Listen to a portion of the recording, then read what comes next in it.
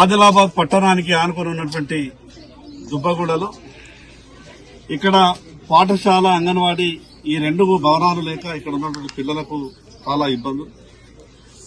అనేక సందర్భాల్లో ఈ విషయం మీద పత్రికలలో వార్తలు రావడం, టీవీలలో వార్తలు రావడం, అయినా కూడా సమస్య పరిష్కారం కాక మరి గౌరవ పార్లమెంటు సభ్యులు నేను జిల్లా కలెక్టర్ గారితో మాట్లాడిన తర్వాత ఆదిలాబాద్ జిల్లా కేంద్రానికి ఆనుకుని ఉన్నటువంటి గ్రామంలో ఇలాంటి ఇబ్బంది ఉండడం మంచి పద్ధతి కాదు. నేను ఎట్టి పరిస్థితుల్లో పరిష్కరించాలన్న ఆలోచనతో ఈరోజు ఈ యొక్క అంగన్వాడీ భవనానికి భూమి పూజ కార్యక్రమం చేయడం జరిగింది. ఈ యొక్క బిల్డింగ్ ని ఒక 2 నుంచి 3 నెలల లోపల పూర్తి చేసి ఇక్కడ ఉన్నటువంటి పిల్లలకు అందుబాటులో తెచ్చే విధంగా మా వంతు ప్రయత్నం చేస్తాం. ఇప్పటికే ఆదిలాబాద్ అసెంబ్లీ నియోజకవర్గంలో అనేక విధాలుగా అభివృద్ది కార్యక్రమాలు జరుగుతున్నప్పటికీ ఇంకా చాలా అభివృద్ది కార్యక్రమాలు జరగాల్సిన అవసరం ఉంది.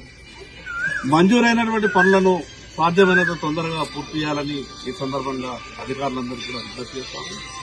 గౌరవ పార్లమెంటు సభ్యులు గోడం నాగేష్ గారు విద్యా వ్యవస్థ పట్ల పూర్తిగా అవగాహన ఉన్నటువంటి వ్యక్తిగా ఎక్కడ ఏ అవసరం ఉన్నా కూడా విద్యా వ్యవస్థకు సంబంధించినటువంటి అదేవిధంగా కేంద్ర ప్రభుత్వం నుంచి కూడా ప్రత్యేకమైన నిధులు ఇప్పటికీ ఎన్నో తీసుకురావడం జరిగింది. ఆయా పనులు శంకుస్థాపనలు చేసుకుని ఇప్పటికీ కొంత నిర్మాణాలు కూడా జరుగుతూ ఉన్నాయి.